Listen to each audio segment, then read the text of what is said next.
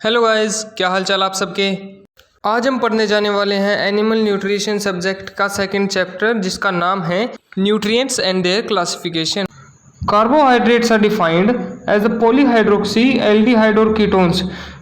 Polyhydroxy का क्या मतलब होता है? पॉली मतलब होता है बहुत सारे, हाइड्रोक्सी मतलब हाइड्रोजन, यानी कि जिसमें बहुत सारे हाइड्रोजन हो, और क्या हो, एल्डिहाइड और कीटोन। अब एल्डिहाइड समझो क्या होते हैं, जिसका स्ट्रक्चर ऐसा हो, R C double bond OH। हम देख रहे हैं यहाँ पर कि जो ऑक्सीजन है वो किसी के साथ भी, यानी कि यहाँ पर कार्बन के साथ है, वो कितने बॉन्ड बनाता है? 2 बॉन्ड बनाता है। हाइड्रोजन कितने बॉन्ड बनाता है? 1 बॉन्ड बनाता है। आर का मतलब यहाँ पर किसी भी मिथाइल ग्रुप से है, जैसे कि CH3 हो गया, CH2 हो गया, यानी कि इसका स्ट्रक्चर कुछ ऐसा बनेगा, CH3 मतलब कार्बन के साथ 3 हाइड्रोजन एटम्स अटैच होंगे। तो आर का मतलब है यहाँ पर ये मिथाइल और इथाइल ग्रुप्स, ठीक है। और कीटोन्स में क्या होता है? R C double bond OR। इसमें हाइड्रोजन की जगह यहाँ पर एक और मिथाइल या इथाइल या फिर बहुत सारे जो आगे ग्रुप्स होते हैं ना, वे लग जाते हैं, उसे ही हम कीटोन कहते हैं।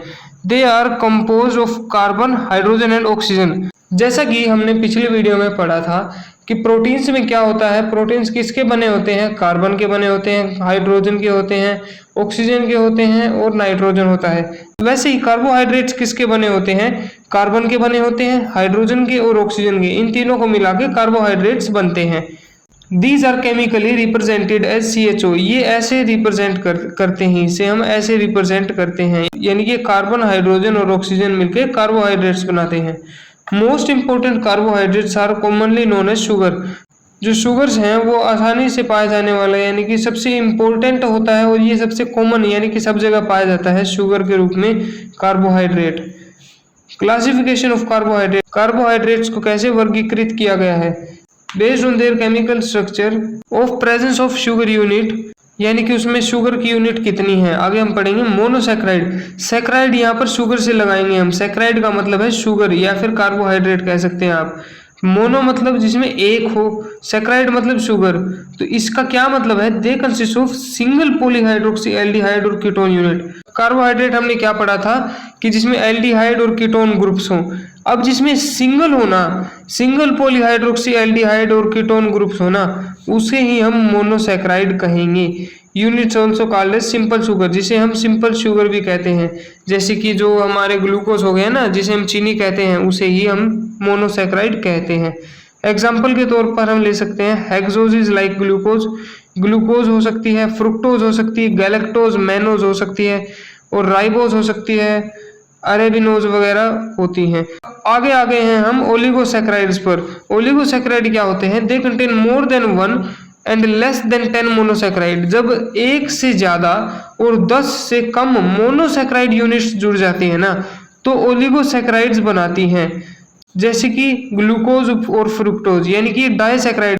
डाई मतलब 2 और सैकराइड्स मतलब शुगर, यानी कि 2 शुगर यूनिट्स मिलाकर ओलिगोसैकराइड का निर्माण करती हैं, यानी कि ग्लूकोज और फ्रुक्टोज हो गई। और लैक्टोज, लैक्टोज किससे बनती है? ग्लूकोज और गैलेक्टोज जब मिक्स होता है ना, तो वो लैक्टोज बनाता है। वैसे ही ग्लूकोज और ग्लूकोज जब जब ग्लूकोज और ग्लूकोज मिलता है तो माल्टोज बनता है।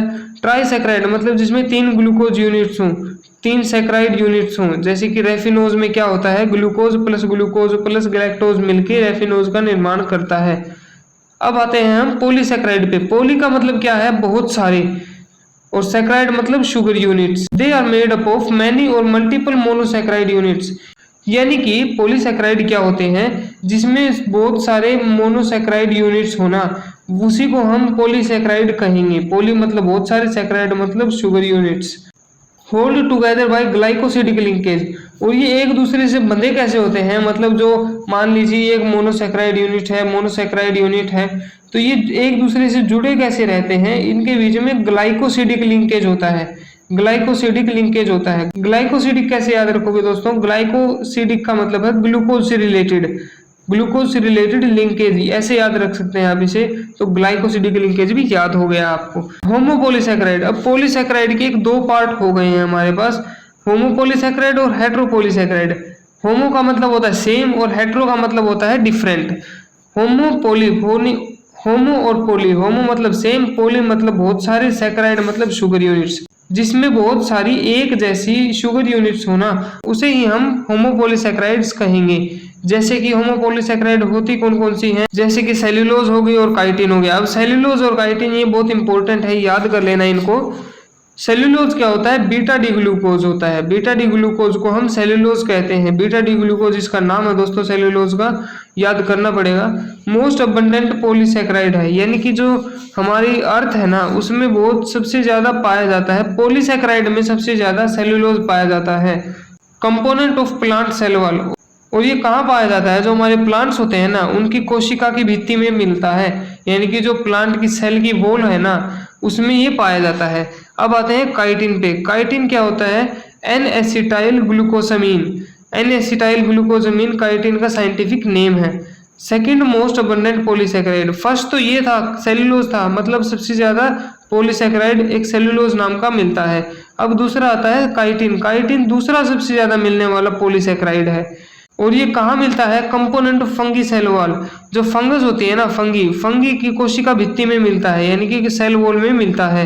कंपोनेंट ऑफ अर्थ्रोपोड स्केलेटन, अर्थ्रोपोड्स के स्केलेटन में भी मिलता है। अब स्केलेटन का मतलब ये मत समझना कि हर स्केलेटन का मतलब ये नहीं होता कि वो अंदर ही होगा, जैसे कि हम इंसानों में होता है।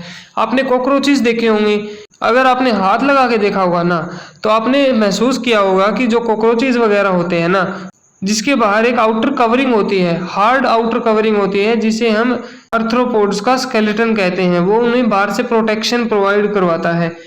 आगे आते हैं हम स्टोरेज होमोपोलीसैकेराइड्स में। अब ये तो थे स्ट्रक्चरल होमोपोलीसैकेराइड, मतलब इनके स्ट्रक्चर्स अलग अलग थे। अब आते हैं हम स्टोरेज, मतलब स्टोरेज करेंगे लेकिन स्ट्रक्चर इनका सेम होगा। तो इसमें कौन से आते हैं कि एक तो स्टार्च और एक ग्लाइकोजन। स्टार्च कहाँ पर स्टोर करता है, स्टार्च का फॉर्मूला होता है, सबसे पहले फॉर्मूला याद करें, alpha D glucose. Alpha D glucose starch का फॉर्मूला होता है, और ग्लाइकोजन का भी अल्फा डी ग्लूकोज होता है। लेकिन इनमें फर्क क्या होता है, जो स्टार्च होता है ना वो प्लांट में स्टोर होता है, और जो ग्लाइकोजन होता है ना वो एनिमल में स्टोर होता है। इन दोनों में बस यही एक छोटा फर्क है, बाकी इनके स्ट्रक्चर दोनों के सेम है। हेट्रोपोलीसैकेराइड, अब हेट्रोपोलीसैकेराइड क्या होते हैं, हेट्रो का मतलब होता है अलग अलग, पोली का मतलब बहुत सारे, सैकेराइड मतलब शुगर यूनिट्स। तो बहुत सारे अलग अलग शुगर यूनिट्स मिलके जो सैकेराइड बनाते हैं ना उसे ही हम हेट्रोपोलीसैकेराइड कहते हैं। Like hemicellulose, pectin, gum and mucilage, ये नाम है दोस्तों, याद करने पड़ेंगे। Based on their relative solubility and digestibility, अब इनकी डाइजेस्टिबिलिटी या सोल्यूबिलिटी मतलब इनकी ये कितने पचेंगे और कितने घुल जाएंगे, उसके हिसाब से क्या होगा इनकी क्लासिफिकेशंस में। क्रूड फाइबर किसे कहते हैं, सी किसे कहते हैं, दिस इज इनसोल्यूबल और less digestible portion of carbohydrates. इसे हम ऐसे समझते दोस्तों, जैसे कि आपने आम खाया होगा, आम की गुठली देखोगे तो ध्यान से कभी उसमें रेशे दिखेंगे, आम की गुठली देख के देखना कभी, उसके अंदर रेशे मिलेंगे, उसे ही हम क्रूड फाइबर कहेंगे। ये क्या होते हैं, ये लेस डाइजेस्टिबल होते हैं, मतलब ये पाचन में कम आते हैं, कम पचते हैं। ये ऐसे कार्बोहाइड्रेट जो कम पचते हैं उसे ही हम क्रूड फाइबर कहते हैं, जो इनसोल्यूबल होते हैं, मतलब पानी में भी नहीं घुलते हैं, जैसे कि हेमिसेल्यूलोज, सेल्यूलोज और पेक्टिन्स। अब आते हैं हम नाइट्रोजन फ्री एक्सट्रैक्ट। अब ये नाइट्रोजन फ्री एक्सट्रैक्ट होता क्या है, दिस इज सोल्यूबल और मोर डाइजेस्टिबल पोर्शन ऑफ कार्बोहाइड्रेट्स। ये क्या होता है, ये एक सोल्यूबल पार्ट होता है, यानी कि घुलनशील पार्ट होता है, अच्छे से पच जाता है। मोर डाइजेस्टिबल मतलब अच्छे से पच जाता है, ऐसा भाग जो अच्छे से पच जाता है और आसानी से घुल जाता है, उसे ही हम नाइट्रोजन फ्री एक्सट्रैक्ट कहेंगे। जैसे कि शुगर यानी कि चीनी आपने घोल के देखी होगी, आसानी से घुल जाती है, स्टार्च भी आसानी से घुल जाता है। फंक्शंस इंपॉर्टेंस ऑफ कार्बोहाइड्रेट, अब इसके कार्बोहाइड्रेट्स के क्या काम होते हैं, इंपॉर्टेंस यानी कि इसकी जरूरत क्या है हमें कार्बोहाइड्रेट की। These are major source of energy to animal body, ये एनिमल बॉडी में बहुत महत्वपूर्ण सहायता करते हैं एनर्जी प्रोवाइड करवाने में। These R component of amino acid and glycoprotein, ये अमीनो एसिड और जो ग्लाइकोप्रोटीन्स होते हैं ना उनका एक महत्वपूर्ण भाग होता है। अमीनो एसिड में हमने देखा था कि कार्बोहाइड्रेट होते हैं, और ग्लाइकोप्रोटीन्स में यानी कि इसमें तो आई ही ग्लूकोज गया, ग्लाइको मतलब ग्लूकोज और ग्लूकोज मतलब कार्बोहाइड्रेट, ऐसे प्रोटीन जो कार्बोहाइड्रेट से बने हों, सिंपल सी बात है दोस्तों। These are constituent of nucleic acid I RNA and DNA, ये आरएनए और डीएनए में भी पाए जाते हैं। These are also component of glycolipid and fatty acid, glyco मतलब ग्लूकोज, लिपिड मतलब लिपिड्स। तो ये क्या होते हैं, ग्लाइकोलिपिड में भी मिलते हैं और फैटी एसिड में भी मिलते हैं। Carbohydrates are present in milk in the form of lactose. ये कार्बोहाइड्रेट्स क्या होते हैं, दूध में भी प्रेजेंट होते हैं, किसकी फॉर्म में, लैक्टोज की फॉर्म में। They increase sweetness of feed. Carbohydrates क्या करते हैं, जो फीड होता है ना कोई भी, उसके अंदर ये अगर ये प्रेजेंट होंगे ना तो ये फूड की स्वीटनेस इंक्रीज कर देंगे, मतलब फूड को, कोई भी फूड को ये मीठा बना देंगे carbohydrate. Crude fibre forms bulk in the र्यूमन। जो क्रूड फाइबर होते हैं ना, हमने पीछे पढ़ा था क्रूड फाइबर मतलब जो रेशे होते हैं ना, वो क्या करते हैं, बल्क इन र्यूमन, जो र्यूमन होता है ना जानवर के पेट में, उसमें भारीपन बनाते हैं, भारीपन करते हैं। एंड सेटिस्फाई हंगर, जिससे क्या होता है कि उसकी भूख शांत हो जाती है। Crude fibre increases peristaltic movement of intestine and thereby helps toxin and undigested excreta expel outside the body. ये क्रूड फाइबर क्या करते हैं, इसकी पेरिस्टाल्टिक मूवमेंट इंक्रीज कर देते हैं, किसकी, इंटेस्टाइन की। अब समझो कि पेरिस्टाल्टिक मूवमेंट होता क्या है, हमारी इंटेस्टाइन होती है ना, वो कुछ इस प्रकार की होती है।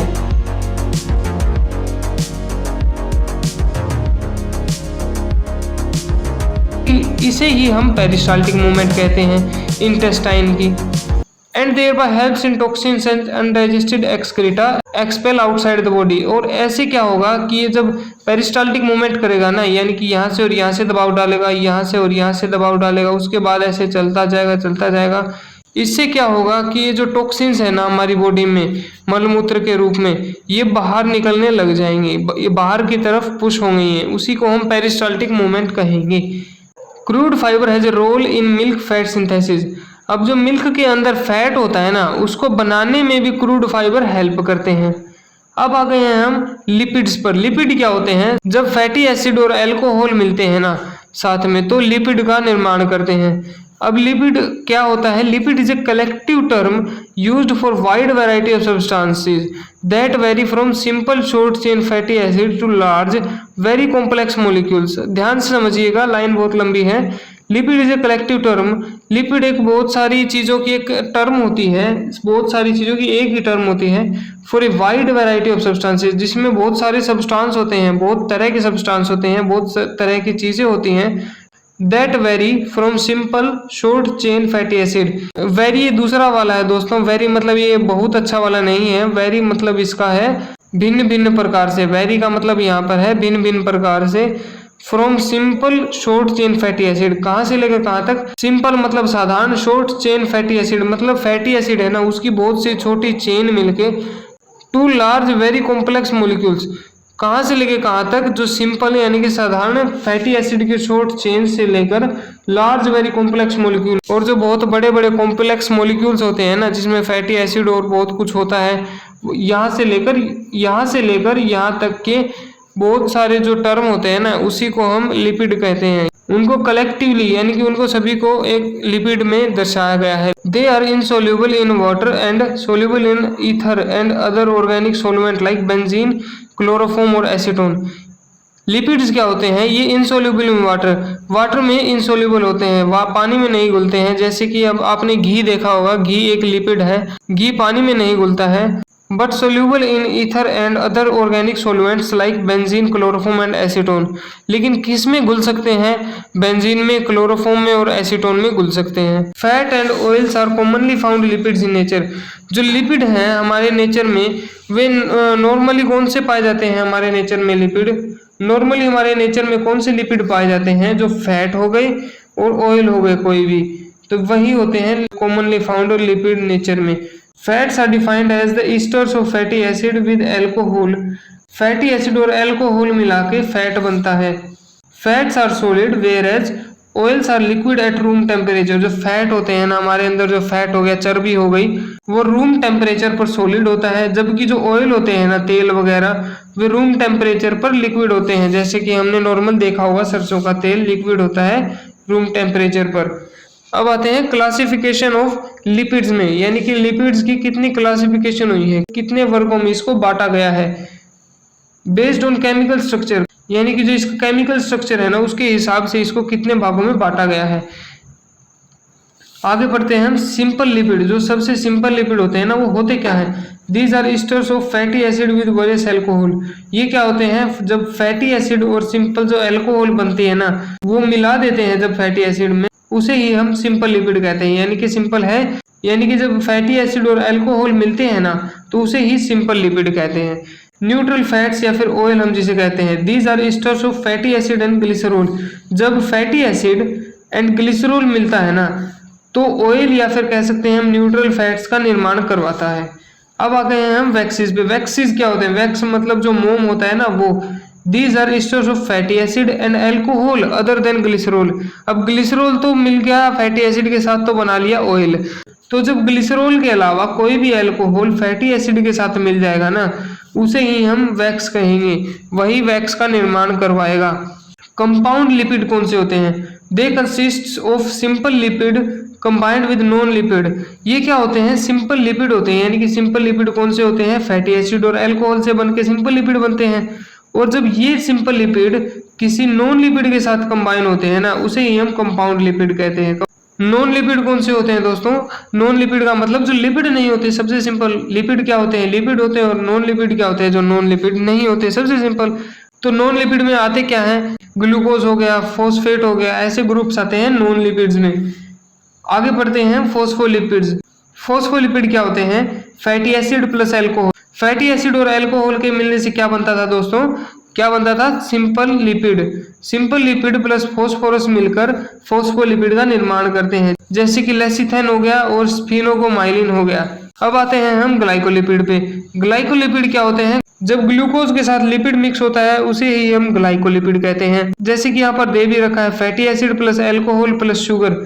यानी कि फैटी एसिड और अल्कोहल मिलके क्या बनाते थे? Simple lipid. और सिंपल लिपिड के साथ अगर शुगर जुड़ गई तो क्या बनाएगी? Glycolipid. Example cerebroside. Derived lipid. Derived lipid क्या होते हैं? दे इंक्लूड, ये क्या इनमें क्या होता है? सब्सटेंसेस डिराइव्ड फ्रॉम सिंपल और कंपाउंड लिपिड।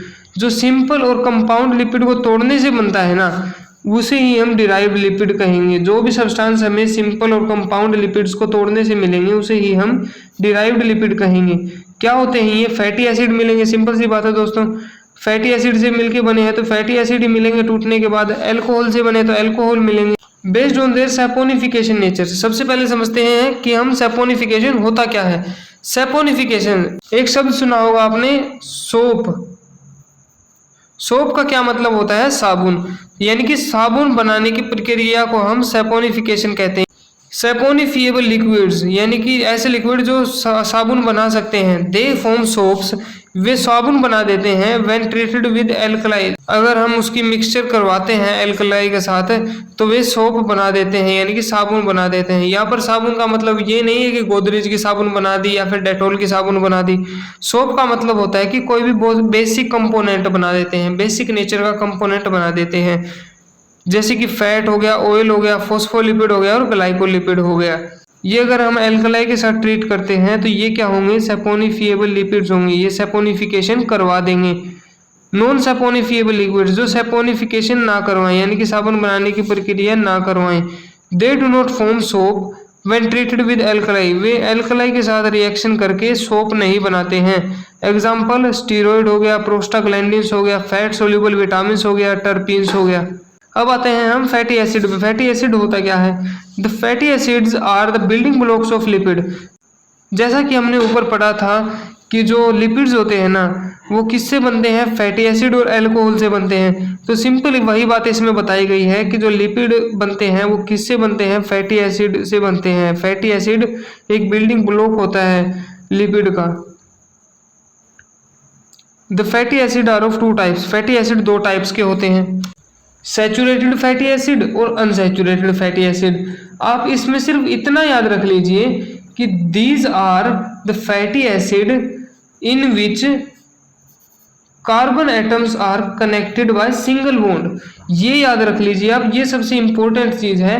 फिर से बोलता हूं मैं, दीज आर फैटी एसिड, ये फैटी एसिड होते हैं इन विच, जिसमें कार्बन एटम जो होते हैं ना, carbon atoms are connected by single bond. जो कार्बन एटम होते हैं ना, वो एक दूसरे से सिंगल बॉन्ड से कनेक्ट होते हैं, उसे ही हम सैचुरेटेड फैटी एसिड कहेंगे। एग्जाम्पल के तौर पर हम ले सकते हैं लोरिक हो गया, मिरिस्टिक हो गया, पाल्मेटिक हो गया, स्टीयरिक हो गया, एरेकिडिक हो गया और हो गया लिग्नोसेरिक। इनमें से कम दोस्तों 2 या 3 एग्जाम्पल्स जरूर याद कर लेना, ये हो सकता है इंपॉर्टेंट हो, एग्जाम में आ भी सकते हैं। अनसैचुरेटेड फैटी एसिड कौन से होते हैं? अब these are the fatty acid in which adjacent carbon atoms are connected by double bond. ये कौन से होते हैं? वैसे ही पिछली बार की तरह हम इसमें भी निशान लगा लेते हैं। These are fatty acid in which carbon atoms are connected by double bond. तो ये कौन से होते हैं? ऐसे फैटी एसिड होते हैं जिनमें जो कार्बन होता है ना वो डबल बॉन्ड के साथ कनेक्ट होता है एक दूसरे से। जैसे कि कौन कौन से? पाल्मेटिक हो गया, ओलिक हो गया, लिनोलिक हो गया, लिनोलेनिक हो गया, अरेकिडोनिक हो गया। ये सब इसके एग्जाम्पल है, तो 2 या 3 याद कर लेना। The linoleic, linolenic and arachidonic fatty acids are referred as essential fatty acids for animal. जानवरों के लिए जो ये 3 फैटी एसिड दिए गए हैं ना, लिनोलिक, लिनोलेनिक और एरेकिडोनिक, ये 3 फैटी एसिड क्या होते हैं? एसेंशियल होते हैं। एसेंशियल का मतलब ये जो जानवर की बॉडी में है ये बनते नहीं है। एसेंशियल का मतलब ये है कि ये जानवर की बॉडी में नहीं बनते हैं, तो ये बाहर से लेने पड़ते हैं और ये इंपॉर्टेंट हो सकते हैं। फंक्शंस या फिर इंपॉर्टेंस ऑफ लिपिड। अब लिपिड के काम क्या है? It is rich source of energy, ये बहुत अच्छा सोर्स है, एक अच्छा ऊर्जा स्रोत है। And supplies about 225 times more energy carbohydrate and proteins. तो ये क्या होता है? जो एक ऊर्जा का एक सबसे अच्छा स्रोत होता है और ये क्या करता है? 225 गुना ज्यादा एनर्जी देता है हमारी बॉडी को। किन से ज्यादा एनर्जी देता है? कार्बोहाइड्रेट या प्रोटीन से 225 गुना ज्यादा एनर्जी देता है। It supplies essential fatty acid, ये क्या देता है? जो एसेंशियल फैटी एसिड जो हमने ऊपर पढ़े ना, यही एसेंशियल फैटी एसिड ये हमें देता है। It carries fat soluble vitamin, इनमें क्या होते हैं कि फैट सोल्यूबल विटामिन भी होते हैं इनमें कुछ। फैट सोल्यूबल विटामिन कौन से होते हैं? अब ए, डी, ई और के, यानी कि vitamin A, vitamin D, vitamin E और विटामिन के होते हैं, वो फैट सोल्यूबल विटामिन होते हैं। ऐसे विटामिन जो फैट में सोल्यूबल होते हैं। और वाटर में सोल्यूबल कौन से होते हैं? विटामिन बी और विटामिन सी, ये दोनों वाटर में सोल्यूबल होते हैं। It provides insulation for the vital organs, vital organs जो हमारे महत्वपूर्ण ऑर्गन होते हैं ना, उन्हें ही हम वाइटल ऑर्गन्स कहते हैं। जैसे कि हार्ट हो गया, लंग्स हो गया, स्टमक हो गया, उनकी इंसुलेशन यानी कि बचाव का काम ये करता है। जैसे कि आपने देखा होगा किसी मोटे व्यक्ति को चोट कम लगेगी अगर हम उसके पेट पर मारे तो। सिंपल सी बात है, क्यों? क्योंकि उसके ऊपर फैट की एक लेयर जम रखी है ताकि उसके वाइटल ऑर्गन्स यानी कि जो हार्ट वगैरह है उसको प्रोटेक्ट कर सके। It lubricates the gastrointestinal tract, जो गैस्ट्रोइंटेस्टाइनल ट्रैक होता है ना, जो हमारी आंतड़ियाँ और जो पेट होता है ना, उसको लुब्रिकेट करता है यानी कि चिकनाहट प्रदान करता है। It delays sensation of hunger, ये जो भूख होती है ना उसको दबा देता है, थोड़ा सा उसको कम कर देता है। कैसे? जो फैट होता है ना हमारी बॉडी में, वो भूख की जगह जब हमें भूख लगती है ना तो वो फैट टूट के हमारी जो ऊर्जा है ना उसकी पूर्ति करता है। इट इम्प्रूव्स पैलेटेबिलिटी या फिर टेस्ट ऑफ फीड, ये इम्पैलेटेबिलिटी का मतलब होता है दोस्तों चबाना, यानी कि ये कोई भी फीड है उसको अच्छे से चबाने में हेल्प करेगा और उसका टेस्ट भी बढ़ाएगा। जैसे कि आपने कभी रोटी पर घी डाल के खाई होगी तो उससे क्या होता है कि हमें चबाने में आसानी होती है रोटी को और टेस्ट भी इंक्रीज हो जाता है। तो वैसे ही है कि ये फीड की पैलेटेबिलिटी और टेस्ट को इंक्रीज कर देता है।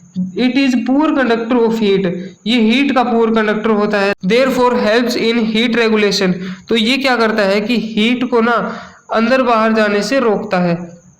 जैसे कि हमने देखा होगा कि जो पोलर बियर्स होते हैं ना, वे इतनी ठंड में कैसे सरवाइव कर लेते हैं? क्योंकि उनके जो शरीर है ना उसके ऊपर फैट की एक मोटी लेयर होती है और उस फैट की लेयर के कारण जो बाहर से जो ठंडी होती है ना वो उनके शरीर में जा नहीं पाती है और जो फैट की लेयर है ना वो अंदर की गर्मी को अंदर ही रहने देती है। तो इसीलिए कहा है कि एक पुअर कंडक्टर है।